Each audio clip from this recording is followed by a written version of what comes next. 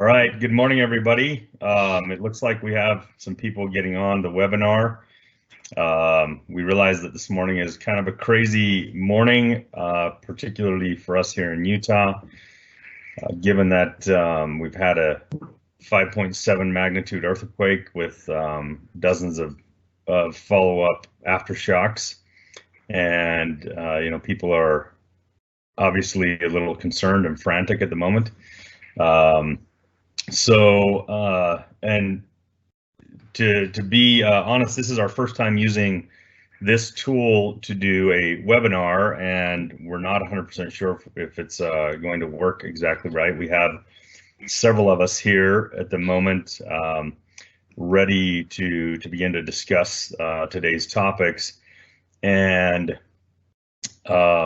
we'd expected to be able to have all of us on one screen, but that doesn't seem to be happening. It seems like we have to one by one push the presenter live. And so bear with us as we navigate through this. Feel free to begin engaging on the chat. Let us know what you're seeing and hearing. If you can hear everybody or not, or only myself at the moment. Hey, everybody else on the Nexus crew, maybe just say hi so that we can see if you can be heard. Hello. What's going on? What's shaking? Oh, sorry. What's shaking? Travis, terrible. They can't see your video right, Travis. We can, but somebody else. Bad joke. Too soon. So we do want to thank everybody who's on. We want to get to the brass tacks of some important topics about how businesses right now can deal with the situations that we're facing and dealing with this COVID-19 coronavirus, and everybody essentially being sent home and businesses shutting down. And now today with an earthquake, obviously, I think we've got a lot of unexpected things on our plate, and a lot of businesses perhaps didn't really have a contingency plan in place here, and they're not ready for this situation, and they don't really know how to stay operational and do so in a secure, compliant manner. And so today we want to discuss those topics a little bit. We do have an agenda of topics that we want to talk about, but we also want to take questions. But let's dive into some of the topics. And if you're on the webinar here, please feel free to go ahead and begin putting your questions or your experience in the chat, so that we know that you are able to see us and hear us, and we can begin to interact with your questions as it becomes applicable.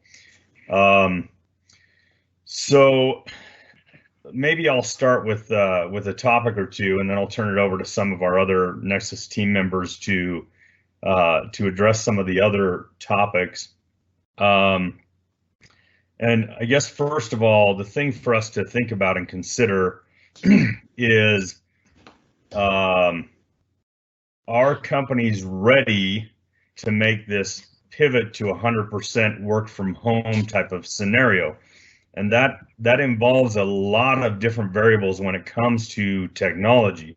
Of course, there's a lot of other considerations, but the majority of organizations today, most of the day-to-day work that they do and their collaboration is done with technology. It's over phone systems, it's over email, it's over conferencing solutions like this one. It's over team collaboration tools, CRM, interaction with servers and different applications and file storage solutions. And a lot of organizations, frankly, haven't really thought about how do we, if we can't all come into the office and access all of these resources that we need on a day-to-day basis to collaborate, to serve our clientele, and to keep business running at minimum status quo, if not, continue to try an upward growth trend.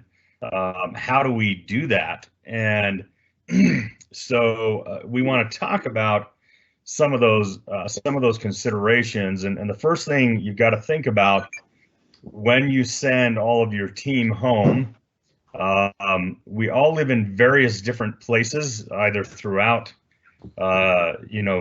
northern Utah, if we're a northern Utah-based business, or throughout the country or the world. And the bandwidth we have available to us individually at our homes could be, varies greatly. And excuse me, sorry, we just had something coming in on the chat, so I was paying attention to that. Anyways, your users, as they go home, may not have sufficient bandwidth at home to be able to pull off really effective remote work from home scenarios, particularly if they need to be taking phone calls, if they need to do video conferencing, if they need quick access to large databases or file stores. If they don't have good, reliable internet connection that has a significant amount of bandwidth, then they could be dealing with some significant challenges in collaborating with with the rest of your team and with your clients. So that's certainly a consideration. Also, how you deal with phones, phone calls, and all of the other pieces of how a phone system works in today's world is a significant consideration. So I'm actually going to turn the time over to Casey Lunsford, one of our senior engineers, to talk more about that topic of phones. And maybe if there's any questions about what I've mentioned about internet speeds, and then we will, about Casey's topic here about phone systems and some of the collaboration tools that tie into phone systems. Go ahead and start posting those into the chat, and we'll try to address those as we go on the fly here. Give me 1 second as I bring Casey on and send him live. Let me see how this is going to work.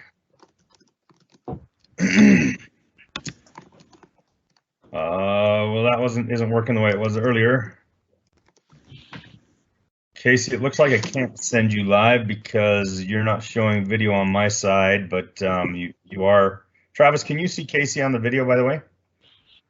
I can see all of you on the video. Okay. Well, that plan isn't going to work. I'm not going to be able to push Casey over, unfortunately. Let me try one other thing. Nope. All right, well, let's see. Let's talk about phone systems then. Travis, do you want to talk a little bit about them, or do you want me to proceed with that topic? I can talk a little bit about them. So when it comes to day-to-day... So let me make sure I get you live. 1 second. All right, you're good to go.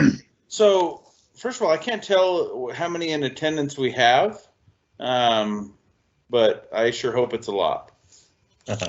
So when it comes to phone systems on a day-to-day basis, things have really evolved, right? It used to be,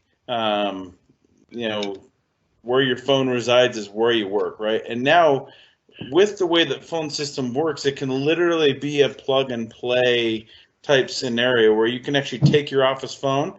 And we actually just talked about this yesterday. You could, within our own business, you can actually take your office phone, you can unplug that, you can take that to your phone, and with a couple of clicks, you can actually install that or plug it in at your home, and it'll work just as if you were in your office, which is what we're all doing currently. To take it a step further, we can actually even go beyond that and actually have those calls if you don't even want to take your phone home, where you can actually set them to where it'll actually forward directly to, a cell phone.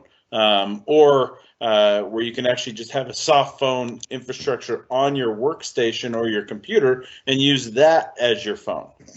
And so from an ease of use perspective, you've got a number of options, and it just comes down to what is going to work most effectively for you.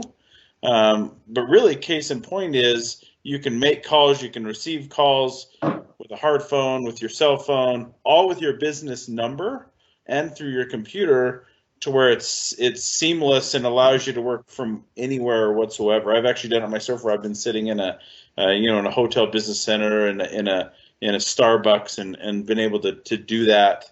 I'm one of those people that doesn't have an office, and so really I can work from wherever with whatever infrastructure, whatever internet connection, which is the contingency to all of this, right? Which is a stable internet connection. So I don't know how much more detail, Earl, you want me to cover with that. But from an ease of use perspective, phones are nothing to be of concern about.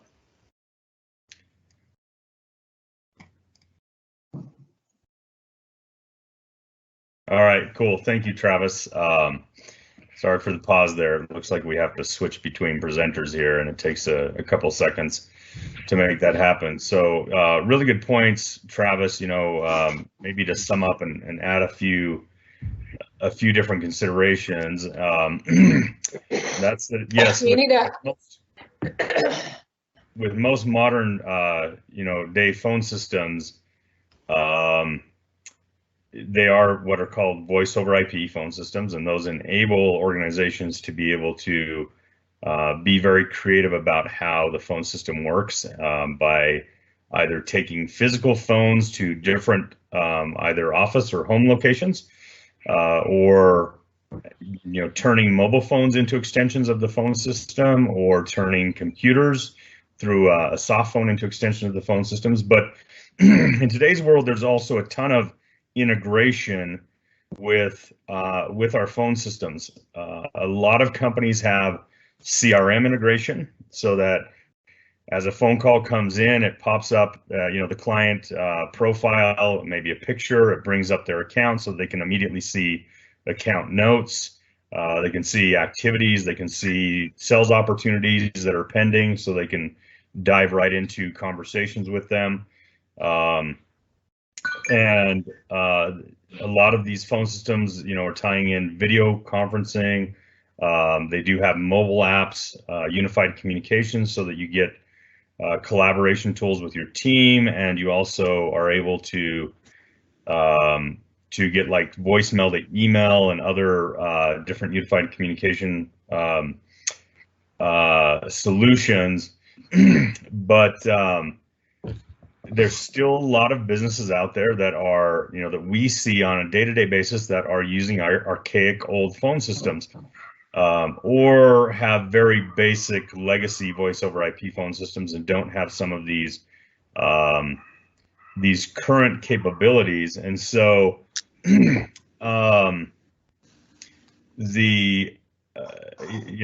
businesses that are currently sitting in the situation of, we want to be serious about practicing social distancing and getting people out of the office, sending everybody home. But we also need to, in order to stay viable and alive as a business, we have to stay operational. We have to generate revenue. We have to continue to grow. And so if the phone system currently is crippling a business, then they're going to need to look at a potential replacement option, or they may need to look at configuring enhancements or adding enhancements to their current phone system in order to enable their teams to be productive and collaborative, during these times. Moving on to another topic, and that is how cloud technologies, particularly, there's some terms that get thrown around in our industry, such as VDI, which is virtual desktop interface, or desktop as a service, workstation as a service. They're all kind of synonymous. There's also cloud servers to consider. But these cloud technologies can make a significant difference in enabling an organization to be able to confront these scenarios and have a business continuity plan in place, even if they have to send their entire team home, or even if, heaven forbid, their office were to be damaged by, per se, an earthquake like this morning, or a fire or something like that. So Dusty, maybe I'll turn the topic over to you here if you feel comfortable about talking a little bit about our experience at Nexus IT with cloud technologies, particularly like desktop as a service, VDI, and how those help companies, deal with these types of situations. In fact, we have an account we literally just converted to a fully hosted private cloud infrastructure, not planning for this event, but it enabled them, because of this event, to very easily send everybody home. So maybe you can talk a little bit about that, Dusty. I'm going to try to make you live here. Give me 2 seconds.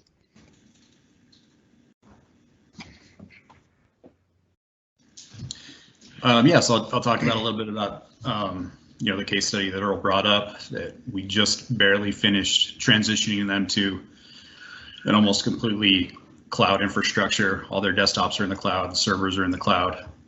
So they were once they wanted to eliminate people coming into the main office, they were ready to roll.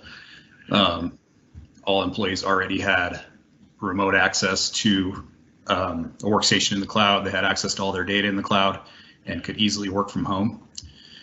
It was fortuitous for this client that we wrapped that up a couple weeks back. And so it's easy to flip the switch and make that the policy that everybody works from home and their business as usual right now. So I think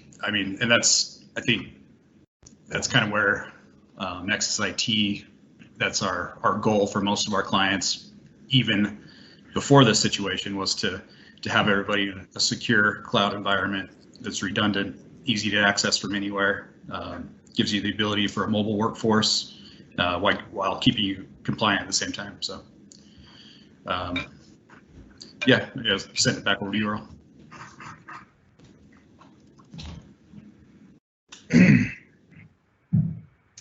Cool, thank you, Dusty.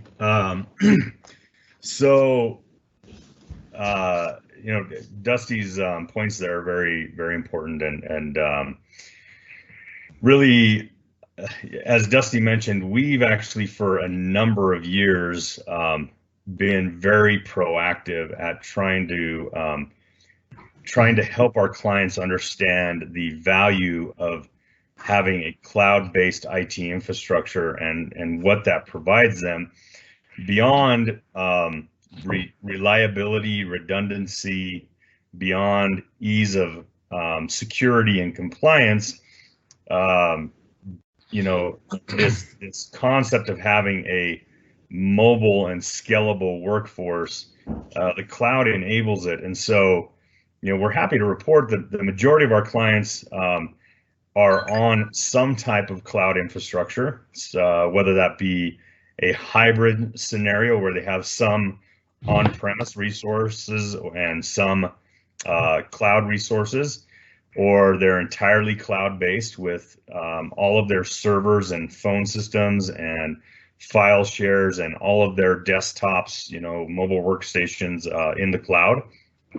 And that has been a massive enabler to our clients under this scenario to be able to, lock their doors, send everybody home, and have zero transition time.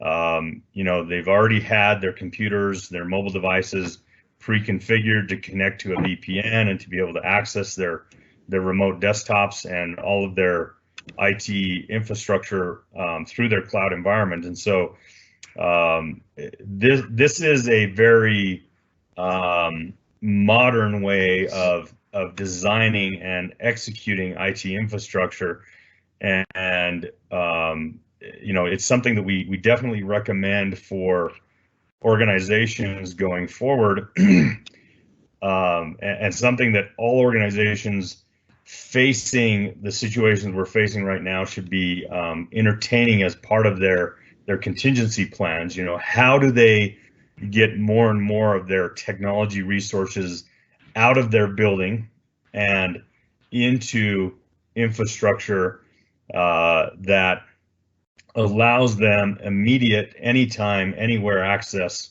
from any device in the world. And that truly makes an organization nimble, so that when there are situations that come up that are inevitable, such as COVID-19 or this morning's earthquake, that we're ready to confront those, and are capable of continuing business status quo in a very quick manner. There are different types of cloud, and that should be understood. There's private cloud and there is public cloud, and there's hybrid solutions as well. We generally recommend private cloud solutions because it's far easier to control your security and your compliance. Most organizations now they are subject to regulatory compliance policies, and must be compliant with regulations like PCI, like HIPAA, like SOC or SOX. And when you have your infrastructure, your servers and your workstations and your phone system in a private cloud environment that is not public facing, it's far easier to create a compliant infrastructure, to create and maintain a compliant infrastructure. And so that's where we recommend companies focus their efforts, and it's where the majority of our clients, that's how they currently operate. Maybe we should move on to a topic like, does everybody at home have the hardware, the equipment that they need in order to be operational? And so, Lindsay, why don't I turn this topic over to you, and you can talk a little bit about what people need at home, and certainly drop on us if you want, but what sort of computer equipment they might need to be effective at home and have a productive work from home office environment. All right, you're live. Lindsay, you don't have, you're muted. Sorry, it's a little crazy right now. I've been getting messages from everyone that they want us to fill up our bathtubs because they're expecting 9 more earthquakes in the next hour. So we may want to push this to another day. Well, I think that sounds like a good. My phone's getting blasted with messages right now, so I think we might want to push this out when I think people are kind of trying to get things ready for if that were to happen. Okay, cool. Why don't we suspend this, and we will we'll postpone to another date. Okay, sounds good. Let's do that. Thanks, everyone. Thanks, everyone.